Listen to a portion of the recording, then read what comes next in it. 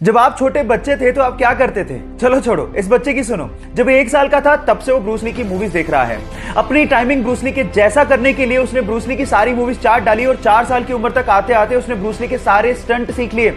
और आज वो लड़का अपने अंगूठे पे पुशअप करता है, अपने हाथ की एक उंगली पे प्रेसअप करता है, अपनी मुट्ठियों पे चलता है और ब्रूस ली के जैसे सारे किकिंग स्टाइल करता है। और आज गाइस वो लड़का इंस्टाग्राम, फेसबुक, यूट्यूब पे छाया हुआ है। यस गाइस, उसका नाम है रेउसे इमाई, जिसे आज लोग छोटा ब्रूस ली भी कहते हैं। वो तो अपने डेडिकेशन के बलबूते पर अपने आइडियल के जैसा बन गया। आप किसके जैसा बनना चाहते हैं? चैट सेक्शन में लिखना मत भूलिएगा। आप लोगों ने मूवीज में सुपर हीरो को तो प्लेन को लैंड कराते हुए और पैसेंजर्स की जान बचाते हुए देखा होगा, लेकिन रियल लाइफ में भी एक ऐसा इंसिडेंट हो गया जो किसी मूवी के स्टंट से कम नहीं था। यह बात है 2014 की, जब एक पैसेंजर प्लेन को लैंड करना था, लेकिन जैसे ही पायलट ने टायर्स को खोला तो आगे वाला टायर ढंग से खुला ही नहीं। अब अगर उसी सिचुएशन में वो लैंड करवाता तो पक्का कुछ ना कुछ बड़ा एक्सीडेंट होता। लेकिन इतने में होती है हमारे सुपर हीरो की एंट्री विद पिकअप। वो एक जीप लेके आता है और आगे के टायर को करवाता है लैंड अपनी जीप में और फिर प्लेन ढंग से लैंड होता है। यह घटना किसी स्टंट से कम नहीं है। बहरहाल उसने अपनी जाबाजी से बहुत से पैसेंजर्स की जान बचाई, तो इस बंदे के लिए 1 लाइक तो बनता है।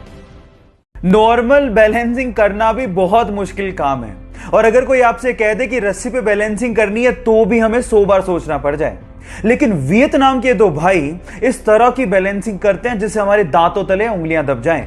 ये दोनों भाई एक दूसरे के सिर के बल बैलेंसिंग करते हुए 2 वर्ल्ड रिकॉर्ड तक बना चुके हैं। पहला वर्ल्ड रिकॉर्ड उन्होंने 2016 में स्पेन में बनाया था, जहां दोनों ने एक दूसरे के सिर के बल बैलेंसिंग करते हुए 90 सीढ़ियां चढ़ गए थे। और उसके बाद तो उन्होंने हद ही कर दी। 2018 में उन्होंने एक शो के दौरान एक भाई ने आंख पे काली पट्टी बांधी और दूसरे ने सिर के बल बैलेंसिंग करते हुए सीढ़ियां चढ़े भी और वापस उतरे भी। Oh my God. इससे तो यही समझ में आता है कि a perfect practice makes a man perfect. अगर आप किसी चीज की परफेक्ट प्रैक्टिस कर लेते हो तो कुछ भी संभव है। पिकासो के एक पेंटिंग एग्जीबिशन में एक महिला पिकासो के पास आकर एक पेपर और पेन देकर कहती है कि पिकासो, मैं आपकी बहुत बड़ी फैन हूं, क्या आप मेरे लिए कुछ ड्रॉ करेंगे? पिकासो ने 30 सेकंड लगा के एक बहुत ही वंडरफुल सी पेंटिंग ड्रॉ करके उसको दी। उसके बाद वो थैंक यू कह के वहां से जब जाने लगी तो पिकासो ने पीछे से आवाज लगाते हुए कहा कि एक्सक्यूज मी लेडी, इस पेंटिंग की कीमत $1 मिलियन है और आपको पे करनी पड़ेगी। तो उस महिला ने जवाब दिया कि क्या बात कर रहे हो पिकासो, आपने सिर्फ 30 सेकंड लिए और आप $1 मिलियन मांग रहे हो? तो पिकासो ने कहा कि इस पेंटिंग को 30 सेकंड में बनाने में मुझे 30 साल की मेहनत लगी है। गाइस, यहां सीखने लायक बात यह है कि किसी चीज को शिद्दत से सीखने में आपके द्वारा लगाया गया वक्त अनुभव में बदलकर उस वक्त की कीमत जरूर चुकाता है। बचपन से उसके पापा उसे म्यूजिक कॉन्सर्ट में लेके जाया करते थे, जिसकी वजह से म्यूजिक में उसका इंटरेस्ट बढ़ चुका था। अब वो सिंगर बनना चाहता था, लेकिन प्रॉब्लम ये थी कि वो बचपन से ही हकलाता था, जिसकी वजह से स्कूल के सारे बच्चे उसे चिढ़ाया करते थे। एक दिन उसके पापा ने उसे एमएनएम का सीडी लाके दिया, जिसे प्ले करने के बाद वो हैरान रह गया कि कोई बंदा इतना तेज कैसे गा सकता है। उसके बाद एमएनएम से इंस्पायर्ड होकर उसने स्पीच थेरेपी ली और सिंगर बनने के लिए लंदन चला गया। फिर अपनी एल्बम प्लस से उसने लोगों के दिलों में अपनी जगह बनाई। उसके बाद उसने पीछे मुड़ के कभी नहीं देखा। फिर उसके बाद अपनी एल्बम मल्टीप्लाई के लिए उसने 2 ग्रैमी अवार्ड जीते और अपनी एल्बम डिवाइड के शेप ऑफ यू सॉन्ग से पूरी दुनिया में छा गया। Yes guys, I am talking about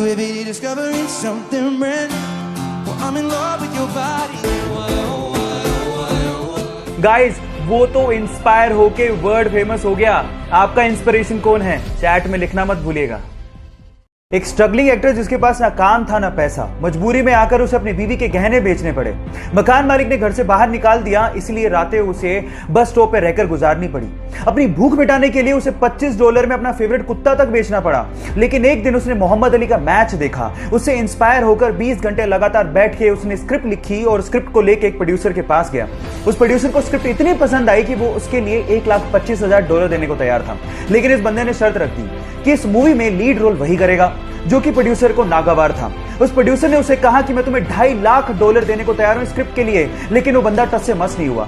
finally उसे हीरो बनाया गया उस मूवी में और मूवी को रिलीज किया गया। उस मूवी का नाम था रॉकी, जो कि सुपर हिट साबित हुई। बंदे का नाम है सिल्वेस्टर स्टेलोन। जिस बंदे को $25 के लिए अपना कुत्ता बेचना पड़ गया था, आज वो $500 मिलियन का मालिक है ना इंस्पायरिंग बात। पंजाब के बठिंडा के एक छोटे से गांव से निकला हुआ ये लड़का, जो अपनी गायकी से उस्ताद नुसरत फतेह अली खान साहब की याद दिलाता है, रातों रात इंडियन आइडल 11 का खिताब जीत के सुपरस्टार बन गया। लेकिन ये सफर उसके लिए इतना आसान नहीं था। बचपन में ही ऐसे में पिताजी की मृत्यु हो गई। अपनी मां को और घर को सहारा देने के लिए उसे बूट पॉलिश तक करना पड़ा। बिना तालीम के उस्ताद नुसरत फतेह अली खान साहब के गाने सुन सुनकर उसने गायकी सीखी और उसके बाद उसने इंडियन आइडल में पार्टिसिपेट किया। लेकिन ये लाइमलाइट में तब आया जब आनंद महिंद्रा ने उसके एक वीडियो को ट्विटर पे शेयर किया। फिर उसके बाद उस बंदे ने पीछे मुड़ के कभी नहीं देखा और फाइनली इंडियन आइडल का खिताब अपने नाम कर लिया और अपनी मां का सपना भी पूरा किया। तो इस बंदे के लिए एक हार्ट तो बनता है।